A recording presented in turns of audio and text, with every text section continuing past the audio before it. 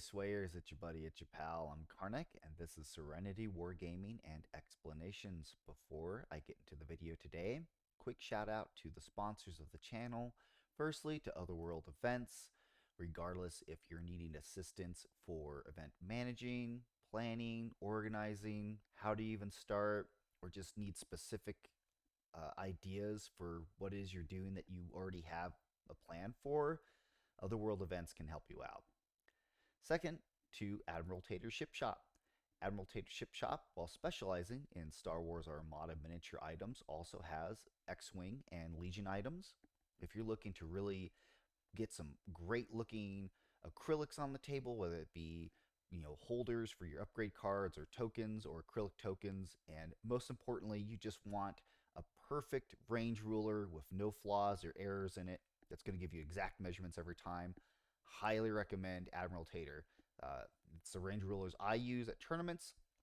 I know they're cut perfectly, they're going to range perfectly, and I'm going to get that best measurement every single time. Also, just look at everything they have available. So thank you to our sponsors and enjoy the video. Hey everybody, doing an explanation video today for the channel. We're going to be looking at an upgrade card for Star Wars Armada. We're going to be looking at Gallia or Gallia or Gali or Ogali. I'm just going to call it Adi. As we know, Star Wars names, they're hard. Adi is an officer card for the Republic. How can you tell these things? If you look in the bottom left-hand corner, you'll see the officer icon there, tells you where this upgrade card equips. The other corner, you're going to see the Republic faction icon, tells you that this card is for the Republic, and that's where you can equip that card to. You can't equip it in other factions.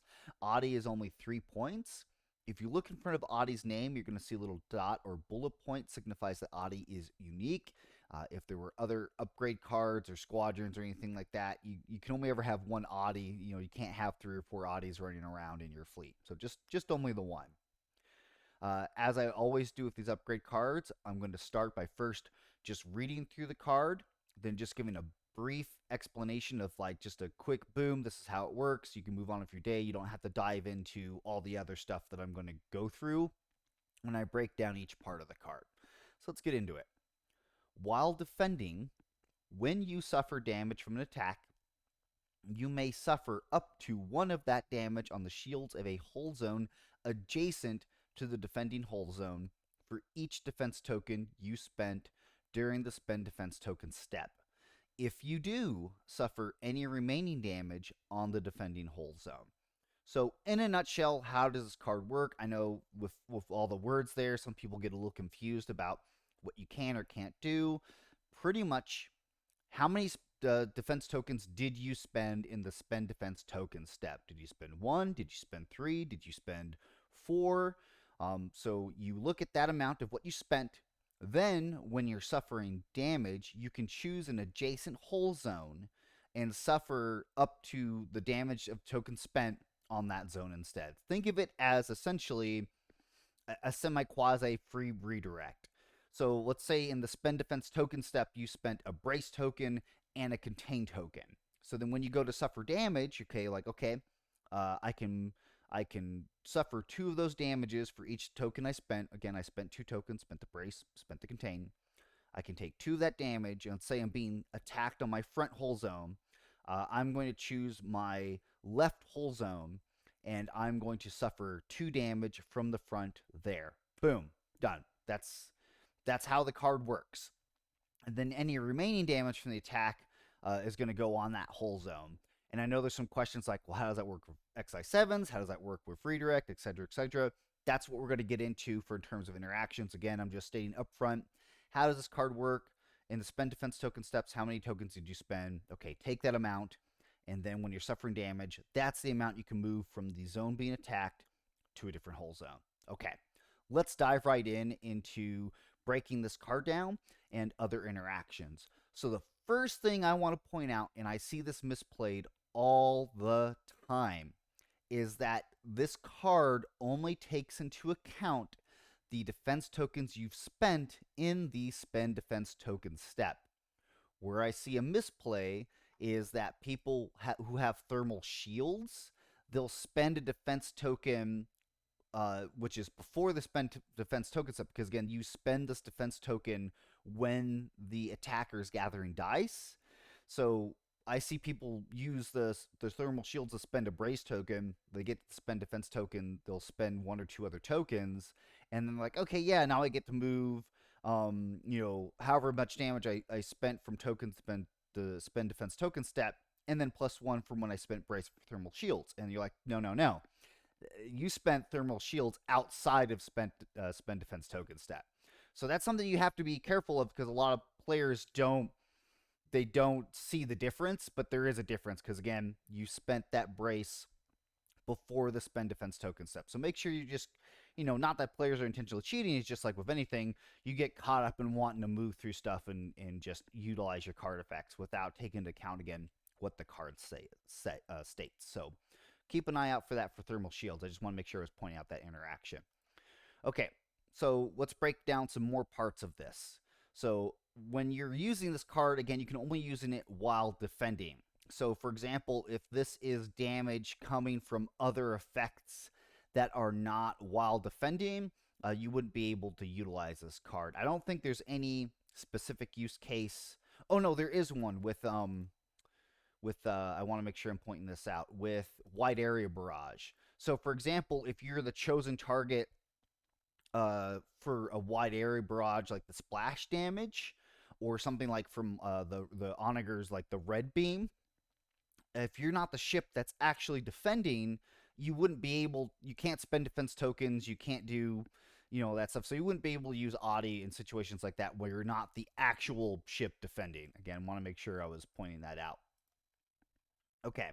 I've seen some cases where folks reading the card feel like that they, for each defense token that they spend, that they can resolve this card multiple times. Like, oh, I want to move 1 damage left, 1 damage right, 1 damage left, 1 damage right. Let's say they're suffering 4 damage on the front, and they spend 4 defense tokens. And again, you can't do that because effects use and timing, while is a specific restriction. You can only resolve the card once.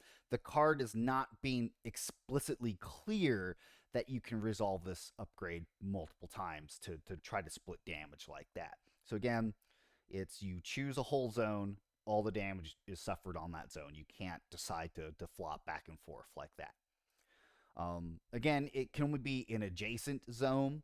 You can't do like an opposite zone or anything like that.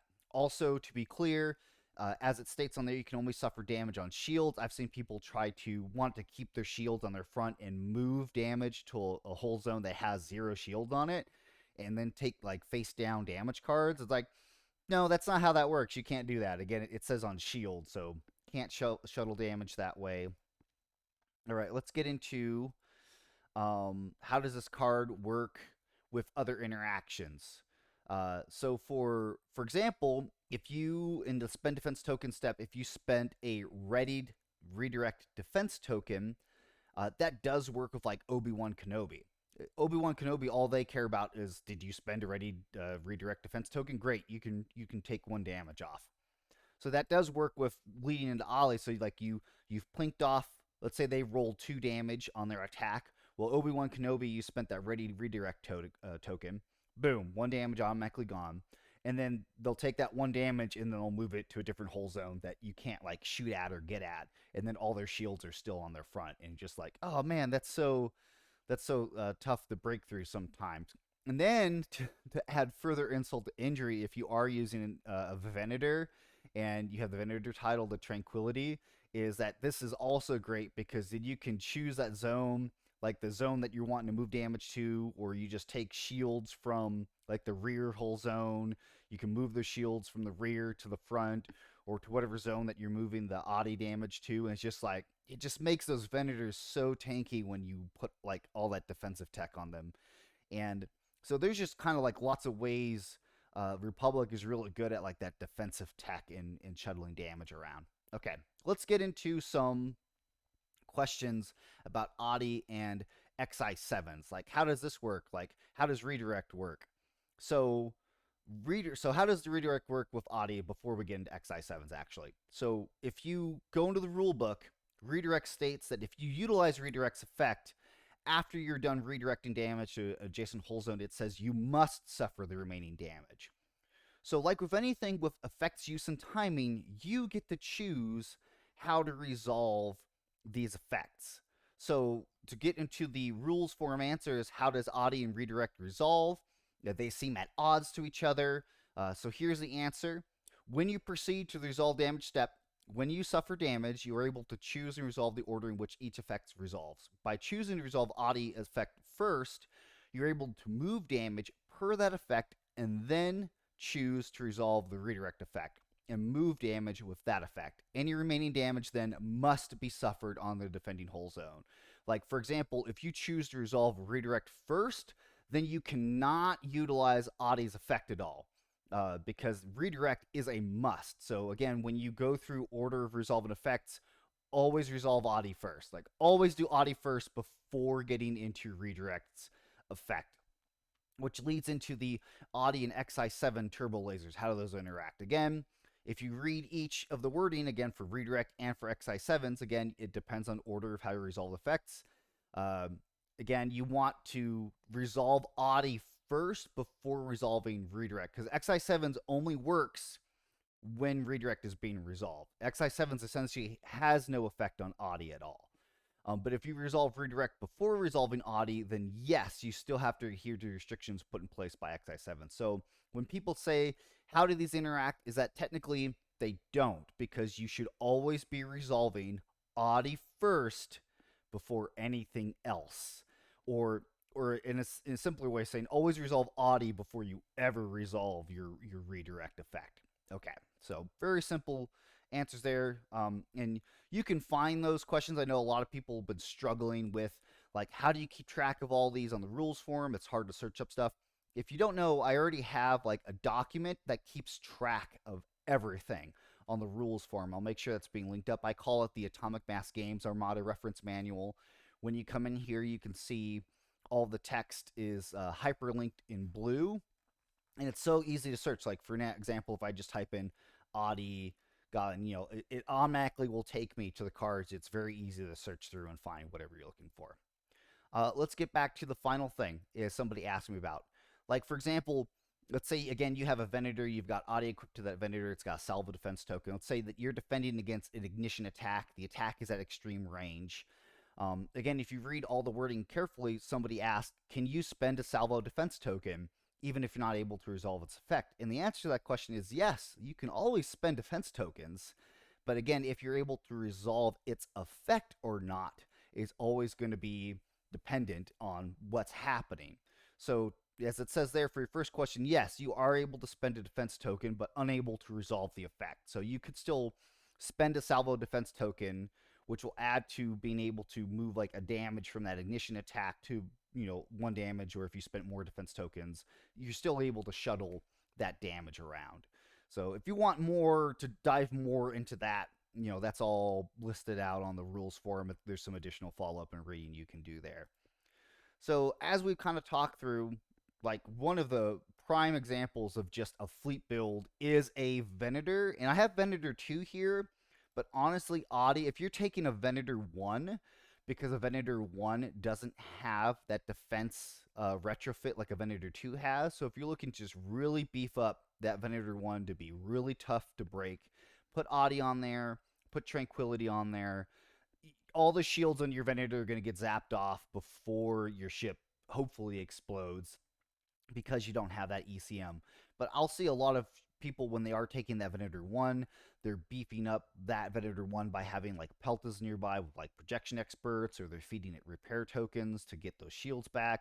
There's lots of different methods you can use to really make Venator 1s a powerhouse and a threat without needing to bring ECM. But there's pros and cons to both. So, and you could still rock this on a Venator 2 and then still also have ECMs. Like, there's, if you want to go super defensive.